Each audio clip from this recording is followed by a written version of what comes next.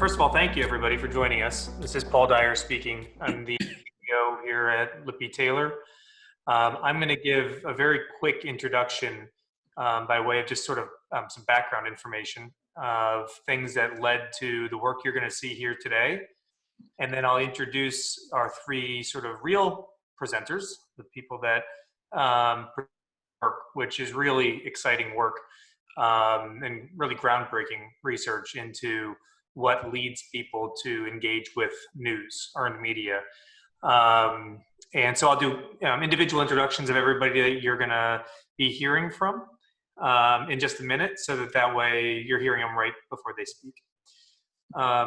In terms of jumping in, to give us just a little bit of background and setting the stage for what I guess preceded the research you're going to see. I think as most people in communications, we've struggled for years with how do we demonstrate the value of earned media and how do we talk about measurement. And we've known that we can demonstrate the value of earned media in the short term relatively readily, right? So this is an obvious example. Our client is listed on Oprah's favorite things and they see a massive sales spike immediately afterwards.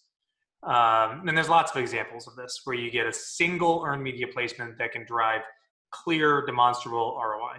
Okay, so in the short term, it's relatively easy. And it's also relatively easy over the long term. So you can demonstrate the ROI, the value over the course of a year or 2 years of having a consistent drumbeat and the contribution that PR and earned media have to brand value over time. But what we've always struggled with, the measurability dilemma, if you will, is the medium term. And unfortunately, most companies operate around the medium term, right? They operate around quarters. And so that's, of course, how, for example, Nielsen and a lot of advertising has been designed, is to measure around, in quarters or, maybe a year, but in the medium term. And earned media, we've always struggled with that. So that led us at Lippe Taylor onto a little bit of a journey to try and figure out, can we prove the value of earned media and measure the value of our work in the medium term? And we tried all kinds of things, and we're still trying all kinds of things. And this is just an example where we've been using different data to correlate earned media and all different attributes of earned media to purchase intent and awareness metrics, all these other things over the course of quarters, weeks, months, etc. And just to be totally frank, we've not yet been able to draw the direct connection that we need. We don't have that silver bullet yet. About a year ago, maybe a year and a half ago, Allison, we got introduced to Eddie and Memo. Eddie Kim's the founder of Memo, and started working with them. And what you're going to see today is a partnership between our team and theirs. And I have to say that Memo is one of the data providers we're most excited about right now in the industry. So this is the sort of beginning of the work. Was they said to us, well, what if we started benchmarking different data, different metrics? So they go to the publisher and they get the back end data for how much time people are spending reading news articles. And where are they coming from? And what are they engaging with in these news articles? And then when we roll that up, we can now start to create benchmarks of like what leads people to spend more time engaging with news. And is it different by category or type of news and all these different things? The data, and Angel will go into this in greater detail than I ever could, but the data you're looking at here is specific to the skincare category. And so this is just sort of taking you on the journey of, we started at this very base level, right? Like, how many page views are there of different types of news, and how much time are people spending with these news articles, et cetera. And then the team started really peeling back the layers and saying, what more can we learn? How much deeper can we go? And so we're comparing across different publishers, and we're learning all these different things. And what it led to was the realization that there are clear attributes of news articles that will lead people to spend more time engaging with them. And that if we were to reframe the conversation around the value of earned media to be not one of just impressions, which everybody understands are inherently limited, but more about the impact that earned media is having on the people that receive it, then there's a lot more richness there that we could dive into. And this really is the first effort, from this team to go deep into that. And Angela will talk about the background of it, but it was a peer-reviewed research study that was approved and published with IPRRC. So that means that it's been through the ringer with academics and PhDs to sort of stress test it. And we're really excited to share it with you. So today's presenters, we have 3 people presenting. We've got, and I'm going to turn off my camera here in just a second so that you can see the real sort of stars of the show. But we have from our side, Angela, oops. Sorry, Angela, I think I'm still controlling your screen. Let me undo that. We have Angela Dwyer, who's our VP of Measurement Sciences here at Lippe Taylor. Angela has spent the vast majority of her career in measurement science for earned media and public relations and communications. She's been with us for a couple of years now. Prior to joining Lippe Taylor, Angela was running the Brazil office of a global research firm known as Prime Research, and really is viewed as a world leader in this field. And I believe it's presented peer-reviewed research at IPRRC every year for as long as she probably wants to admit. Eben Joby is our data scientist that worked with Angela on this project. Eben is responsible for a lot of the advanced modeling, the regressions, and statistics that we apply to this work, as well as development of the proprietary tech stack that is where everything is housed. Eben joined us after having spent time at MediaCom, where he was doing market mix modeling for large global brands, and the United Nations, where he was working on one of the UN's global charters around climate change and forecasting models for that. Allison Horton is the head of customer strategy at Memo, which she joined, I believe, right after getting her MBA from Columbia, and has really been our close partner in this work, and actually had worked in PR on the agency side prior to going into research here. So this is the team. Everybody, if you guys all want to just, in the order I introduced you, just real quickly say hello so everybody sees your face and hears your voice. That way they know who you are as you're speaking and they go through here. So Angela? Hi, this is Angela. It's a pleasure to be here with you today. You're going to hear a lot from me, but I'm very excited. Anytime we can talk about research, measurement, I wish we could have all day, but we're going to enjoy the minutes we have together. Hi, everyone. I'm excited to be here, and I'll be happy to answer any statistical questions that you may have. Hi, I'm Allison at Memo. I'd be happy to speak to any of the back-end publisher data we're looking at today. All right, I'm going to disappear and let you guys wow us. Thanks, Paul. And just before we jump in, I just wanted to note to everyone, thank you for joining us. There are a few things. There's a Q&A. So as we're presenting today, feel free to send over your questions. We have time at the end to answer those, and we'll take them all at the end. So please send them in the Q&A. You just click that button. Also, we have a poll that is live. So when you get a minute and you want to take that poll, please answer the question. We'll have one more towards the end of the presentation today, but just wanted to get those 2 things on your radar. And Alice and I will be taking you through the data, and then Evan's going to join us at the end for the Q&A. So let's jump in.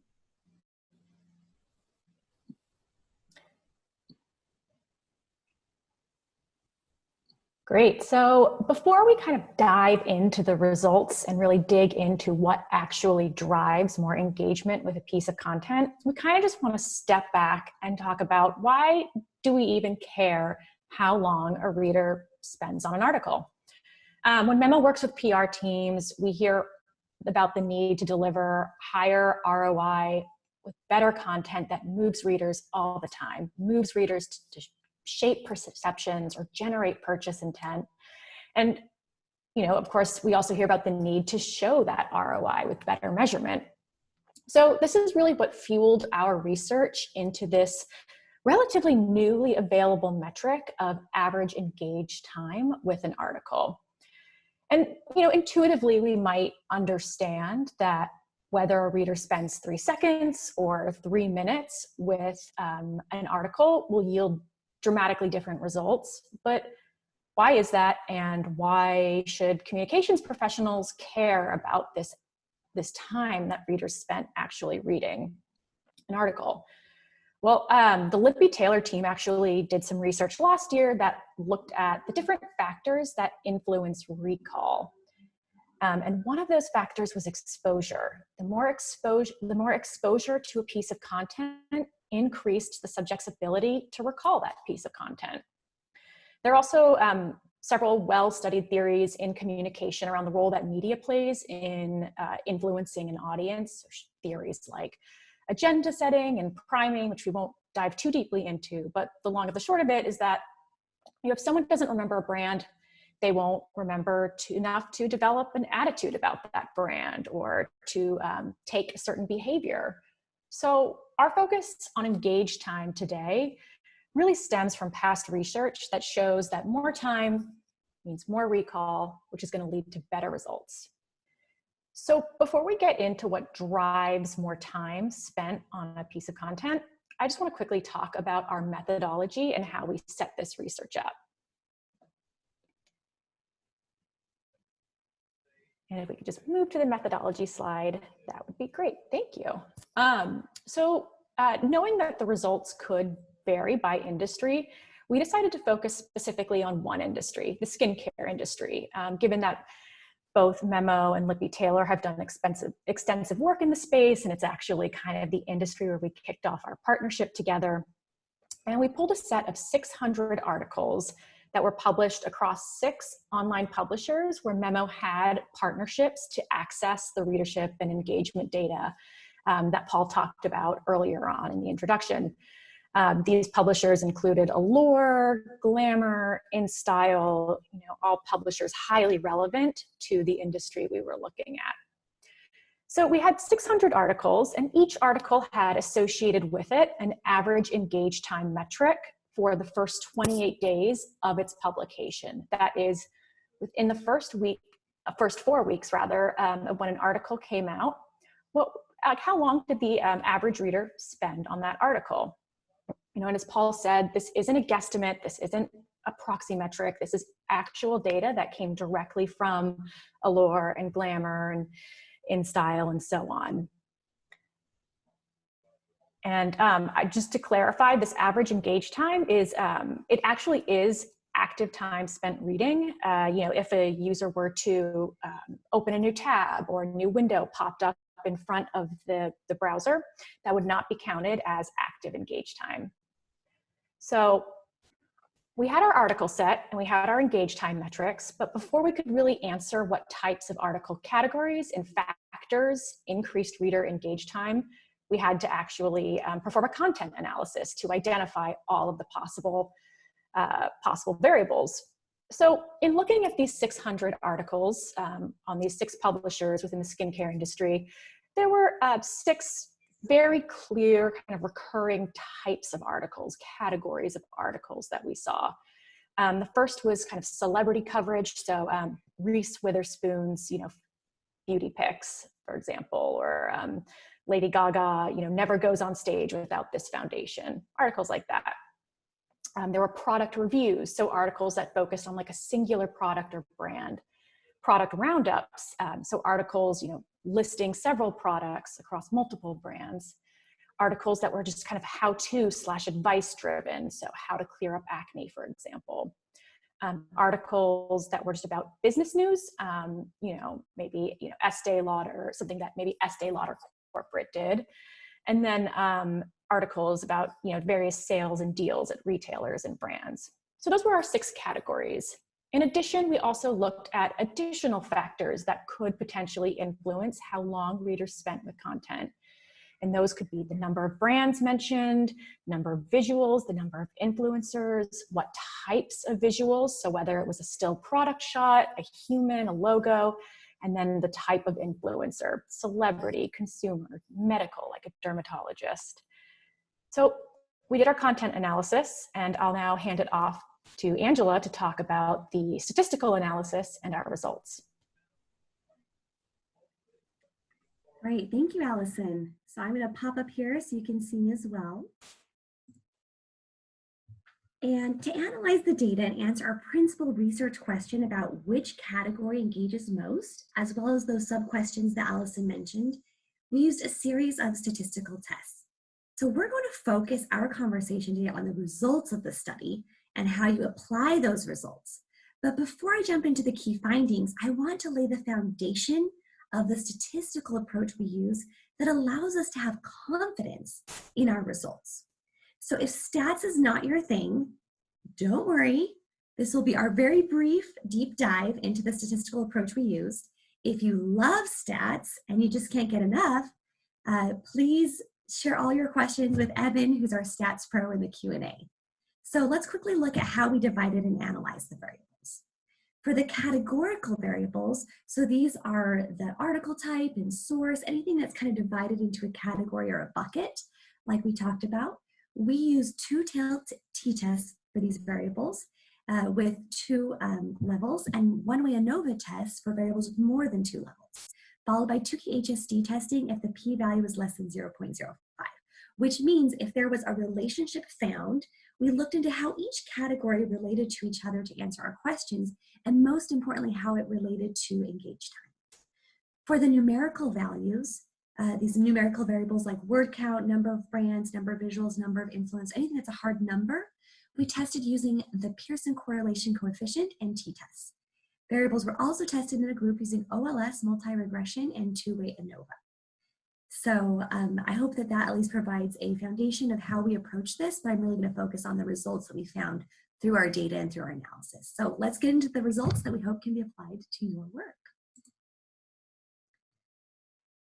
So our first key finding is about our main research question, which was about article type. We found that how to advice articles engage most, more than any of the other categories we tested. We also found that sales or deals articles garnered less average engaged time than all other categories. These results indicate that readers seek information and knowledge that is packaged in a form to help them over sales or promotions. They seek content that answers a question or solves a problem. They don't like to feel like they are being sold to. They like to feel like empowered actors in seeking information, even if that information is strategically presented. So one approach to successfully creating how-to or advice content would be to think about the question that readers would type into a Google search and then determine what content would answer that question and could potentially include a brand in context. So we can use SEO tools to determine top search questions for different industries. For example, in skincare, a reader may have questions like, how do I get rid of acne? How do I remove wrinkles? How do I get glowy skin like Meghan Markle? These questions can be answered with how-to advice articles that pop up in response to search and provide evergreen content. So historically, a number like impressions, reach, article count has been assigned to a clip to measure it. However, how-to articles can generate more page views over time. They're not bound to that one moment in time that the article is published. They have a natural evergreen nature about them, which is kind of a bonus in addition to the engaged time. So readers can return to an old article to answer a new question from their search. We also found that roundups performed better than reviews in our study. Likely with more content, products to look at, readers spend more time on the article. Now, this doesn't factor in how much time a reader spends on each brand in the coverage. I'd recommend additional survey and experimental research that I look forward to doing that could help attribute the time spent on an article to specific elements. So although readers may spend more time on a roundup, they may spend less time per brand. Whereas in a review, while they engage for less time, the end result may be more exposure to the brand featured in the review. And of course, let's remember that while more time leads to more recall, that could be positive or negative recall based on the content and the visual elements of the article. So all of that should be factored in as well. So right now I want to pull up a poll. Thank you for those who answered. What I see here is really exciting and not necessarily what I expected. We see that how-to advice is actually what most of you have been pitching, that pitch media. 52% on our poll were how-to advice. So way to go, and preaching to the choir. I think this is really interesting to see that that's not only what our research shows, but it's also what you have found has generated the best results. In our poll, we found that roundups were next at 37%, followed by business news, review, and then celebrity. And none are pitching sales or deals, which again also aligns with our research that that's the type of coverage that will get less engagement. So I really thought that was interesting. I did share those results if you wanted to see them. And I'm also going to be launching one more poll. As I mentioned, we have 2 today. So we are going to launch that when you have a minute to respond. Okay, that's live. It is about measurement. Perfect, so that's our first point. So now let's talk about visuals, right? I said it matters what's in that content. We've all heard the old adage, a picture is worth 1,000 words. From previous research, I have found this to be true.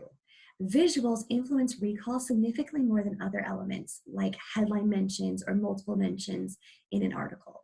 In a previous study that we mentioned here today on recall, conducted by Lippe Taylor and presented at the International Public Relations Research Conference last year, we found that visuals not only led to more recall, but by a significant margin. I'm going to bring in a few numbers for just a minute to show you what that margin was. We used a t-value of 7.78 for visuals is what we got. Whereas for headline mentions and multiple mentions, that value is 2.4. So that's a 5.38 point difference, just to show you how significant the recall was around visuals. So with our new study, we find that not only do visuals influence engaged time, but the type of visual makes a difference as well. Human visuals have a greater effect on average engaged time than product visuals. In this case, human visuals have any human element. It could be a person holding a product or using a product or just a face, whereas a product visual is a standalone product image with no human element. It's something that you might be more likely to see in a roundup. In addition, we found that articles with only human visuals perform better than articles with a combination of human and product visuals. So this is really interesting. It really shows the value of a human element. They can have a product, but some human element interacting with that product. And this is something that's shown up in research over time, kind of a humanizing visuals in communications. So the key learning here is when you use visuals in articles, you can apply this to social media, posts, etc. Readers will engage more if there is a human element with a product and the image. In fact, if you look at kind of the trajectory of social media, we've really moved to a more image society, Instagram, TikTok, and it really reflects this point. So this is a simple technique with research-based results.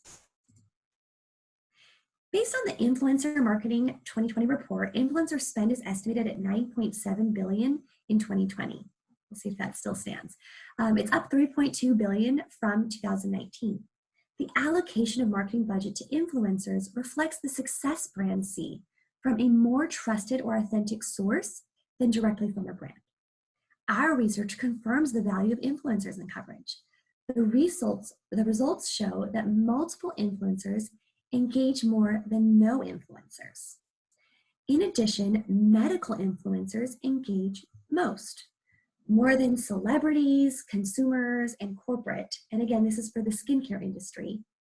Readers might engage more with these type of influencers who appear to be more credible sources that they can trust for information. This ties back to the how-to advice article type. Readers engage more when advice comes from experts. So really you could tie in these findings of a how-to advice article with a human visual and multiple influencers and having a medical influencer like a dermatologist talk about how to solve your problem. So this really ties into that same nature of how people want to receive data based on how they're engaging with it in terms of our news articles. So what if I told you there was a magic number for word count? In general, average engaged time increases with word count. Word count had the highest correlation across variables and is statistically significant across all of the categories we looked at. However, one may question, at what point does the reader lose interest and increasing word count provide diminishing returns. So we took a deeper look and found an optimal word count for maintaining a reader's engagement. So you can see in the S-curve, the chart right here on the left, where engaged time stops increasing. So we divided these groups based on word count, and we see that it increases, increases, and then levels off, and we don't see an increasing return. That happens at inflection point 6. You can also see that on the other chart where it's increasing our engaged time with word count, and right there from 6 to 7, it kind of levels off and even decreases. So we were able to determine in that group 6, our word count was 1264 to 1486 words. Again, this number applies to the skincare industry based on the set of articles analyzed, but it's a really interesting concept. It can be studied and applied to any industry, that there's an optimal time for engagement based on the content. In fact, I was talking to our media team at Lippe Taylor, and a lot of the publishers are writing exactly how long it will take you to read the article. So not only is it a way to capture engagement, it's also a way to filter interest. Someone might see an article and say, oh, 3 minutes, I can do that. 7 minutes, I'm going to skip. So it's really interesting how that's being really brought into the industry.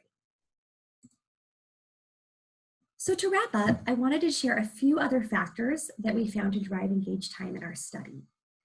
The first one is in review articles.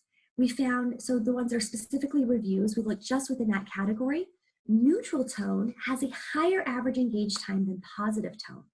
So this finding is really interesting, and I believe it merits further research. While readers may engage for more time with neutral content, exposure to positive content for less time may have a greater influence on outcomes in terms of intent to purchase. So this is one of the things I'd like to take a deeper look at in the future. But this research does show that readers engage for longer with neutral content over positive, specifically for reviews.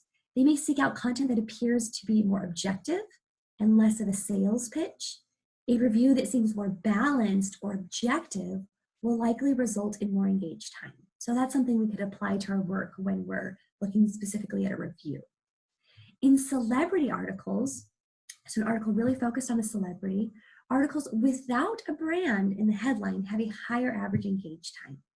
So this could be indicative that readers engage more when they feel like they aren't part of a celebrity product promotion. So we've said use influencers, but there appears to be a caveat as well in how those influencers are most effectively used in coverage. Integrating them into real content versus just a name to garner attention. So I've seen this in my work in media analysis. Brands have invested in a celebrity spokesperson. As a result, there will be lots of hits with mentions of the celebrity and a passing mention of the brand.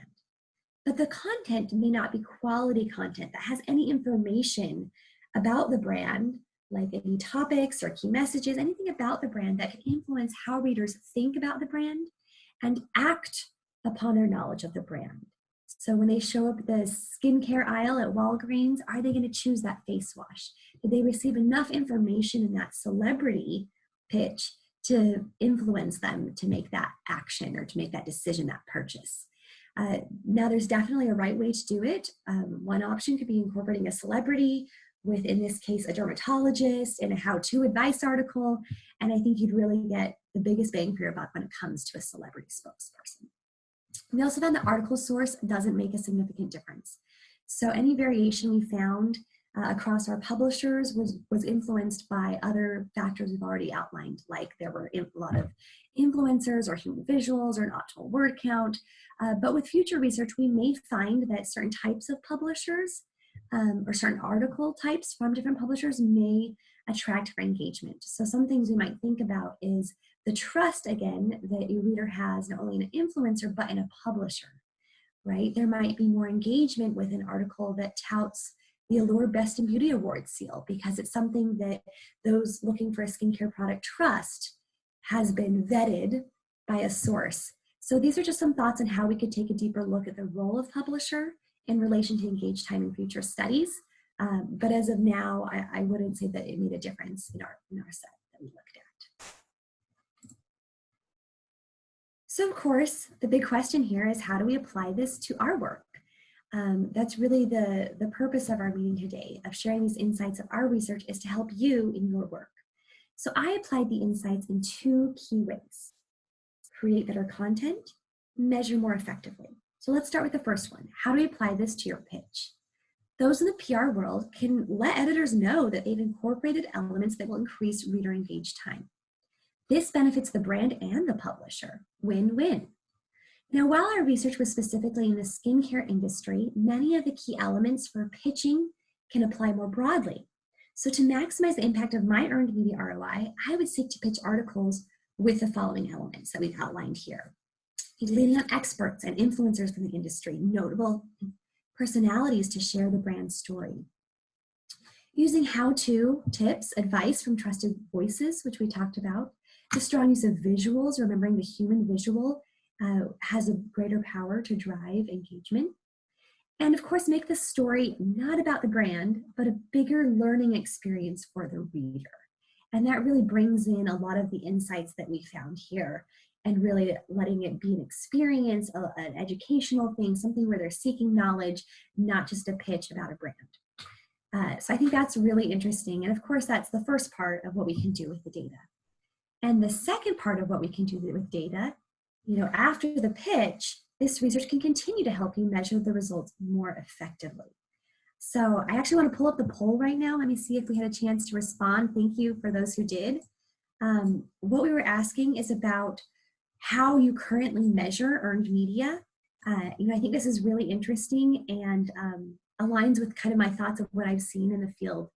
So I'm going to end the polling and share these results so you can also see them with me. We found that 73% said that impressions is more likely to describe how they use measurement right now. It's something I see a lot in the field. It's just kind of a go-to. It's something that's been done for ages. It's also the least strategic way to measure. We saw 20% article count, 70% capturing basic elements like tone and key message. Value metrics was our lowest at 13, and then research-based was 20%, which again is probably the most significant way. That means we're using research to inform our metrics, and we're using value metrics. So we're using some kind of number assigned. We've seen different ways that this has been incorporated in the field, from assigning a dollar value to looking at velocity in terms of shares, looking at influencer reach. There's a lot of different ways that we can assign a number value to that. And so that's really where I hope we can move. And I hope that after this webinar today, we can move those numbers around a little bit. And I really hope that we can shift how we look at our results from some of these outdated metrics to metrics that can really help move the needle. And why do I say that? So I'm going to hide that real quick. So the reason why I say that is when you look at measurement, there's really 2 objectives. The first is to prove value, and impressions isn't enough to prove value. We need to prove the value of the agency team. Let's say if you work for a PR firm, or if you work for a brand or a company, you have to represent your brand. You're always reporting to someone, maybe it's the CMO, maybe it's the CEO, maybe it's the COO, whoever you're reporting to. You need to prove the value of that investment that has been made to public relations work. This is often looked at as a scorecard, and I actually think it's what people see most when they look at measurement. However, to me, it is also the less significant of the 2 objectives. The second is to improve performance. We need to take all of that information, and we need to then figure out how we can affect the bottom line business results of a company. It's when we take our measurement and then we apply it and actually make a difference with it. So when evaluating earned media, I might recommend considering the following 2 elements that I outlined here. The first is incorporating strategic metrics beyond impressions. We kind of talked about that. There are some new metrics that are easily accessible that allow us to look beyond some of these outdated measures to the quality of content that drives action. So these include some that we mentioned, like engaged time, that we analyzed, used in our analysis today. Other metrics like page views. I mentioned that with the how-to advice content, that you can receive page views over time. So why not incorporate something like that? Again, Memo can provide that through publisher data. Things like recall, how likely would there be recall?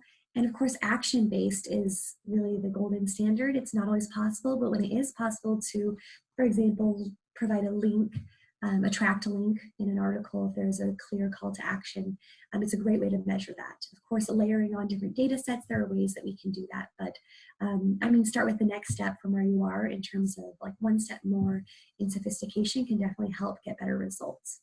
The second is to include elements that influence engaged time in the analysis of the article pickup. So not only when you're pitching the content, but then when you're measuring that content, you should use the same measurement stick, right? So looking at the types of articles that are being published, the influencers that are in that coverage, what type of visuals are in the coverage, because now we know that certain visuals have a different impact. So that's something that we can look at. And hopefully after this webinar, you can approach media pitches and measurement with an eye for engagement, thinking about what elements of an article will not only attract a reader, but hold their attention long enough to influence the bottom line results of your business. So thank you so much. I really appreciate you joining us today. We have a few minutes here at the end for our Q&A. So we're going to ask all of our panelists to put their videos back on.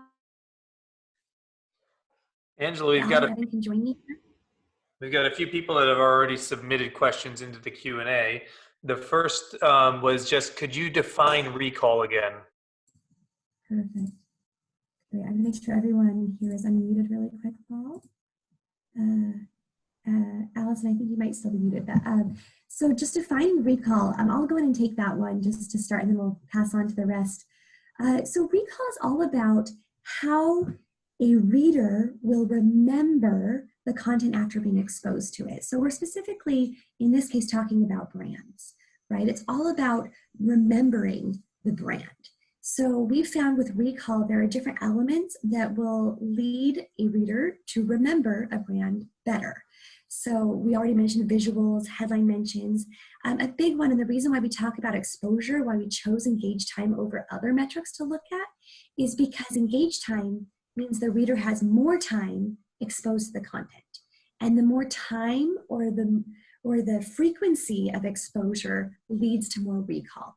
The reason why it's so important is because if a reader doesn't remember, then nothing else can happen on that process, right? To recall, to remember the brand, allows a reader to shape their attitude or perception about the brand, which will lead them to action. This is all based on the science of how people interact with information. Great question.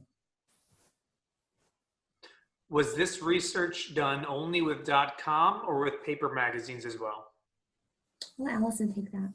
Sure. So we did .com only, online publishers only. And the reason being is that is where we could actually track to a T how a reader was engaging with the article. We had code on the publisher's page that let us track that, and that was something we'd be unable to do with print.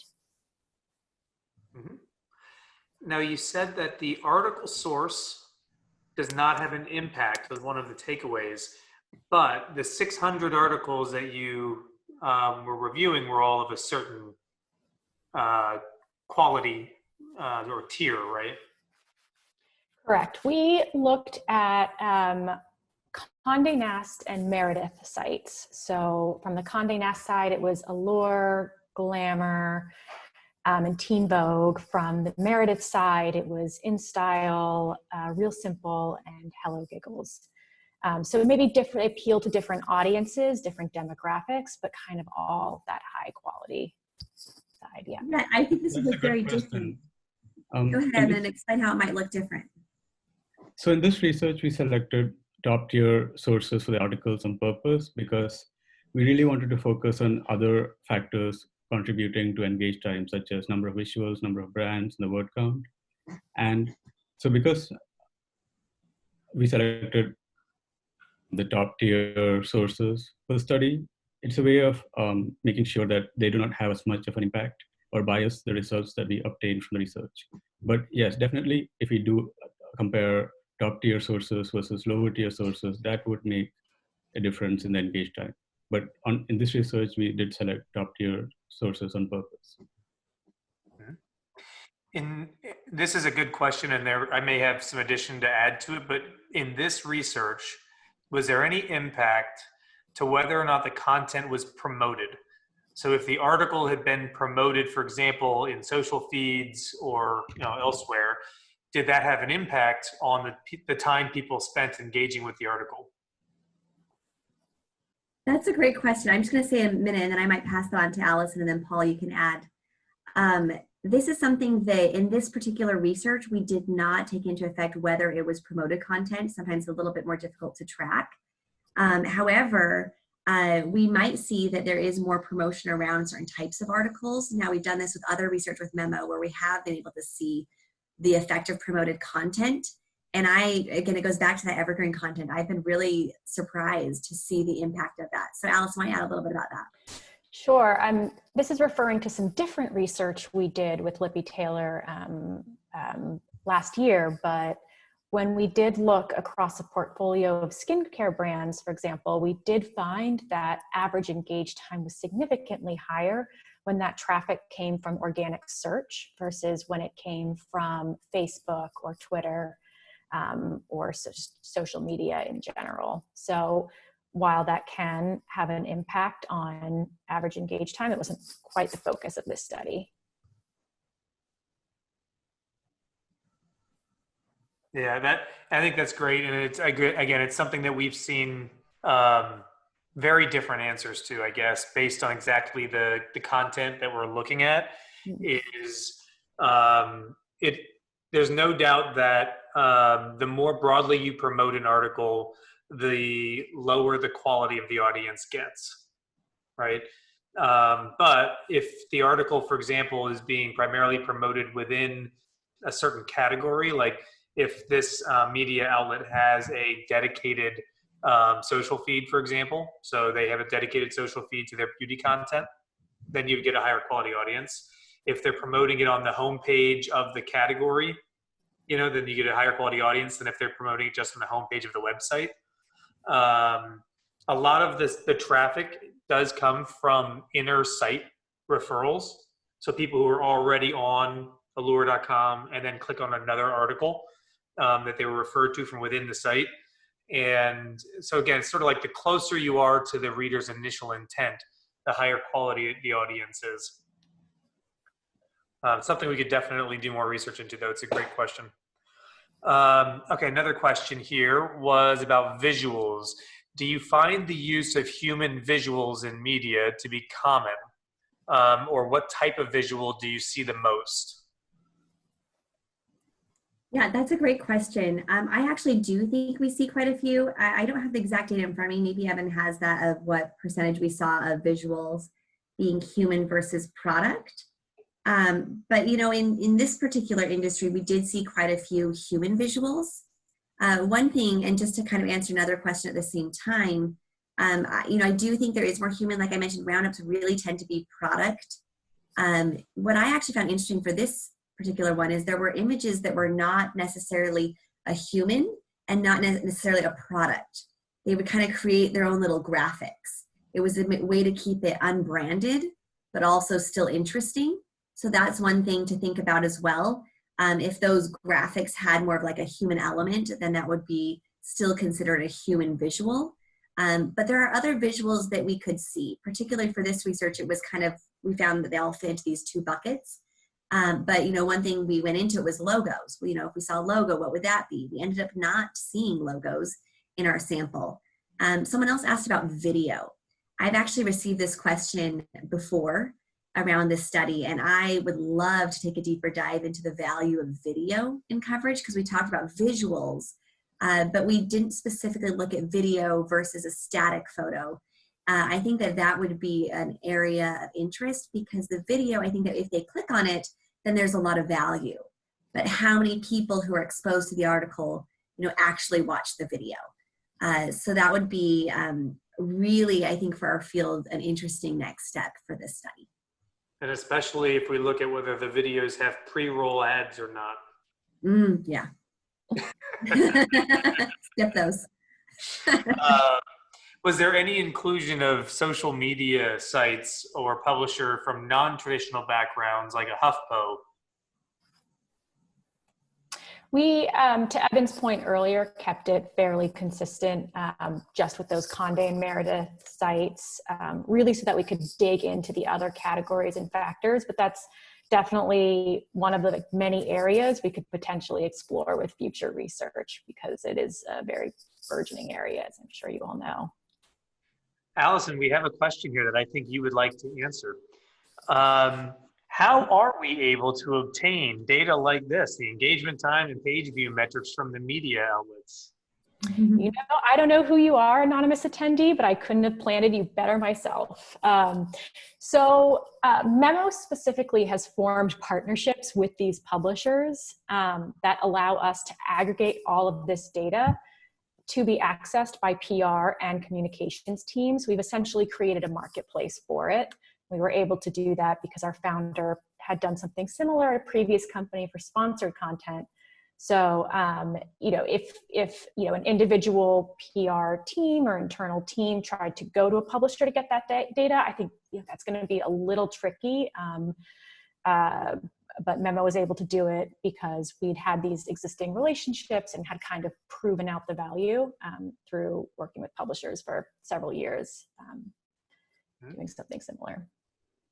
And like I opened with, that's one of the reasons why, I mean, we work with dozens of data providers, and Memo is one of the ones that we're the most excited about right now at Lippe Taylor. So another one here, is there a metric you value most when measuring media? Is it engaged time, page views, recall? You said it was not impressions. So what is a metric you value most? I'll start with that one. You know, I think there's different value in different metrics.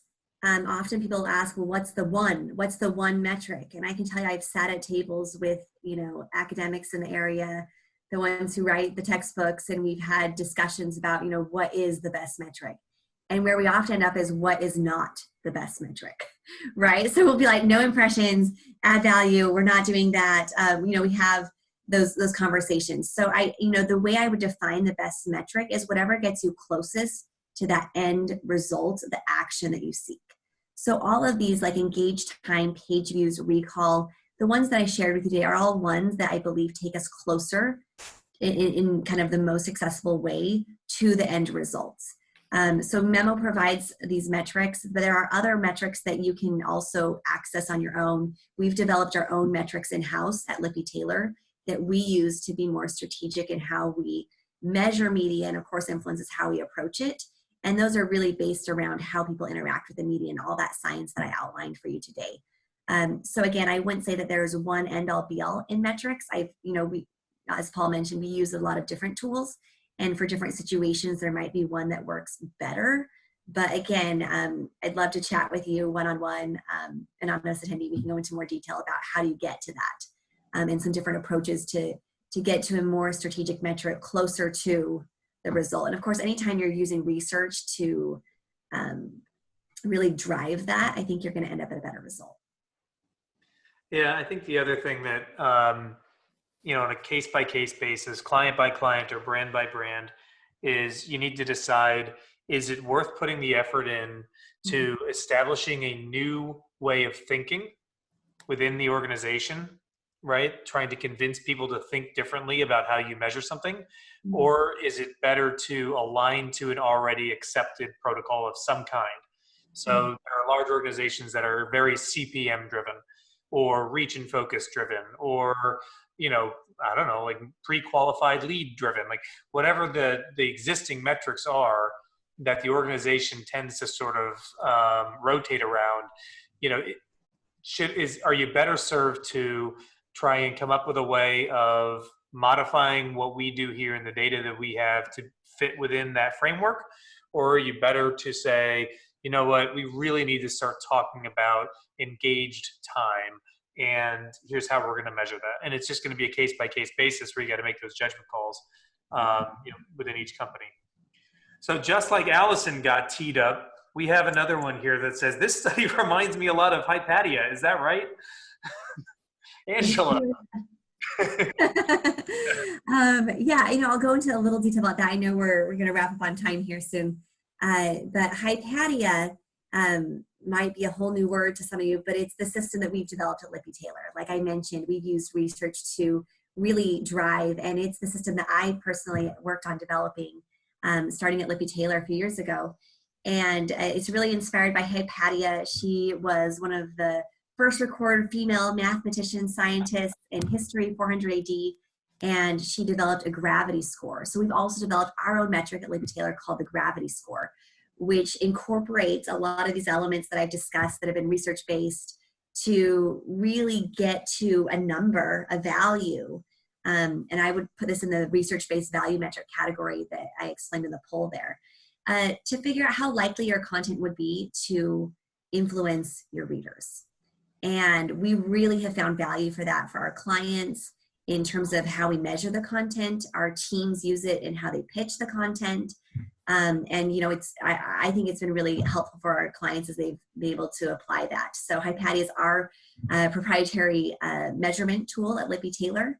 And one thing I'm just going to note about it that's really interesting is that it's not just a tech tool, but it really incorporates the human element, and it's customized for each situation. You know, even as Paul mentioned, when we work with different companies, they have different approaches, and we have to figure out how to work with them most effectively. So this is, you know, what I would love every company to use, because I spent a lot of time being exposed to different ways of measuring, and I had the opportunity, you know, thanks to Paul and Lippe Taylor, to really put all of those insights together into what I think is a standard for measurement.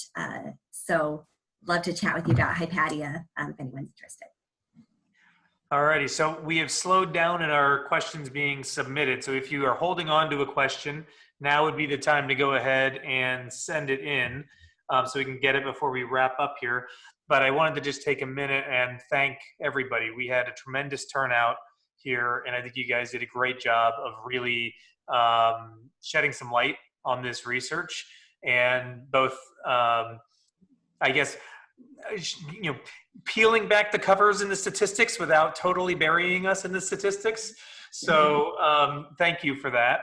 And we really appreciate the insights and you guys sharing what you had come up with here. So, and to Memo, thank you for all the great partnership on this, Allison and the whole Memo team. And with that, no more questions have come in. So I think we're going to go ahead and let everybody get on with their days. So thank you, everybody. Thank you. Yeah. Stay safe and healthy. Thanks.